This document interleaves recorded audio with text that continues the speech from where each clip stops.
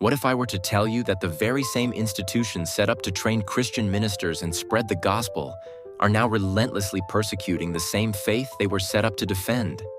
Today, we are going to examine a spine-tingling parallel between Paul's missionary travels in Acts chapters 13 to 18 and what is happening right now in American universities.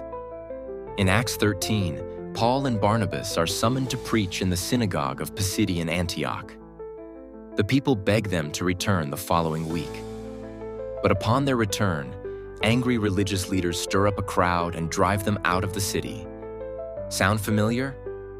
Christian students and teachers today are being summoned into universities, many founded by Christians, to be systematically persecuted and driven out. Let us start with some history bits that will surprise you. Harvard, America's oldest university, was founded in 1636 by Congregationalist ministers. Its original motto was Veritas Christo et Ecclesiae, truth for Christ and the Church. Yale was founded in 1701 by Connecticut Congregationalists who wanted to preserve orthodox Christian theology. Princeton was founded in 1746 by Presbyterian pastors who were graduates of Harvard and Yale. These weren't just schools by coincidence established by Christians. These were theological schools specifically established for the purpose of teaching ministers and spreading Christian religion. Harvard's founders dictated in their papers that it was their intention to train a learned clergy. Yale's charter outlined that its purpose was to propagate the blessed Reformed Protestant religion. But here's the irony. The same institutions established to promote Christianity are now leading the pack in persecuting it. It's as though the synagogues of Acts were constructed to glorify God, only to expel his messengers later. We discover in Acts 13 to 18 a familiar pattern. Paul arrives in a city, is initially welcomed, gains followers, but ultimately faces opposition from established religious leaders threatened by his teaching.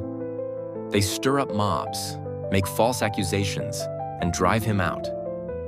The same pattern is unfolding on American campuses today. Here are some real-life illustrations. In 2024, California public school teacher Jessica Tapia was given a $360,000 settlement after being fired for refusing to conceal students' gender transition data from parents based on her Christian beliefs. Grand Canyon University, the largest Christian university in the United States, was given a $37.7 million fine by the Biden Education Department in 2023, the largest fine ever by the department. The college asserted that it was being unfairly targeted because it was Christian. A 2024 Justice Department case concerned Marcus Rethwill, a school teacher denied a religious exemption to vaccination mandates, and a federal religious discrimination lawsuit was filed. But how did Christian-founded institutions become anti-Christian? The answer lies in what one might call ideological capture, a gradual process in which progressive left-wing ideology, under the spell of Marxist thinking, has infiltrated and transformed such institutions. This is not conspiracy theory. This is documented history. The Frankfurt School, a band of neo-Marxist theorists, specifically aimed their guns at Western institutions, including universities, for transformation.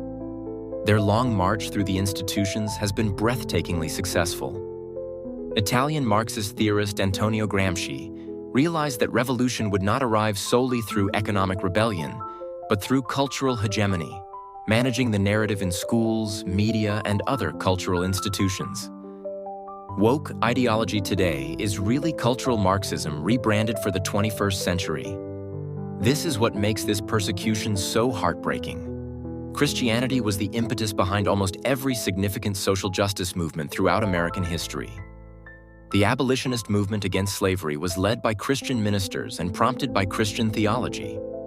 Christian abolitionists like William Wilberforce in England, the Quakers in America, and many other Christian abolitionists saw slavery as fundamentally incompatible with human dignity as created by God. The suffrage movement for women was led by Christian women who also believed in biblical equality. Organizations like the Women's Christian Temperance Union were among the key champions of women's rights. The civil rights movement had been led by Christian ministers such as Martin Luther King Jr., who based their case on biblical justice and human dignity. But now those very institutions that Christians started and propelled those movements are being informed that they're the cause of oppression and discrimination. The parallels to Acts 13 to 18 are compelling. In Acts 13:45, we find, "When the Jews saw the crowds, they were filled with jealousy and began to contradict what was spoken by Paul, reviling him." Today, when Christian professors get prominent or Christian students organize, college administrations and activist faculty respond roughly the same way with jealousy and opposition. In Acts 16:19-21, Silas and Paul are accused of disturbing the city and teaching customs not lawful. Sound familiar?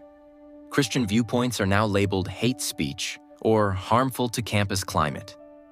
In Acts 17:5-6, competitors accuse Paul and Silas of turning the world upside down. Christian viewpoints today are accused of being regressive or hazardous to progress. Let me give some specific instances of this persecution. Gordon College faced a lawsuit threat after a professor of social work accused discrimination after not being promoted. The college replied that as a Christian institution, professors who integrated faith in their teaching enjoyed ministerial protections. Arizona Christian University sued a school district alleging religious discrimination, citing the manner in which Christian institutions enjoy systematic exclusion from educational associations. The pattern is evident. Christian people and institutions are being lawfully challenged for maintaining their religious identity and principles, even where they possess special constitutional protections. Why? The progressive left has been significantly influenced by communist ideology that perceives Christianity as a challenge to their philosophy. Marx famously called religion the opium of the people, and communist regimes have ever persecuted Christians. This is not ancient history. It's the present-day reality in China, North Korea, and other communist states. The same system of ideas that drives communist persecution abroad has infected institutions in America. Critical theory, intersectionality, and woke ideology all share the Marxist framework of conceptualizing society as oppressor versus oppressed, with Christianity on the side of the oppressor. At stake here isn't academic freedom, but the very basis of Western civilization. These universities weren't created accidentally by Christians. They were created on Christian principles of truth, dignity of human beings, and seeking knowledge as an act of worship. As such institutions shed their Christian foundations, they shed their moral origins. We see it in today's campus-level moral confusion, where principles such as truth, justice, and human dignity are treated as social constructs rather than absolute realities. So what does the Bible say? In examining Acts 13-18, Paul does not back down or compromise.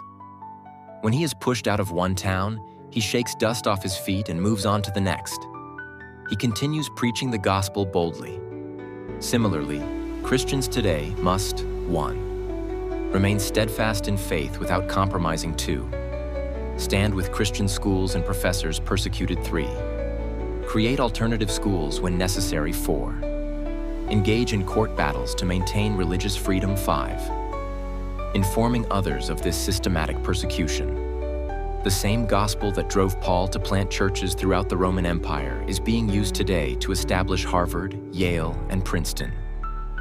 The same faith that drove Christians to abolitionize slavery and grant women the right to vote is being persecuted today by the very institutions it created. But just as Paul's persecution caused Christianity to spread throughout the Roman Empire, this contemporary persecution can be God's method of refining His church and bringing a new generation of devoted Christians to the forefront. The question is, will we be bold enough to stand strong like Paul? Or will we buckle and stand idly by while our foundational institutions finish their transition from the faith that founded them? The choice is ours. The conflict is real, and the prices are more precious than ever. If this video has opened your eyes to what is happening in our universities, please share it. Subscribe to more videos on how faith and culture intersect. And most of all, pray for wisdom and courage as we battle through these challenging times. The same world-changing gospel of Acts 13-18 can be played out in our universities today. but it will mean Christians who are not intimidated to stand firm, even when attacked, the way Paul did 2,000 years ago.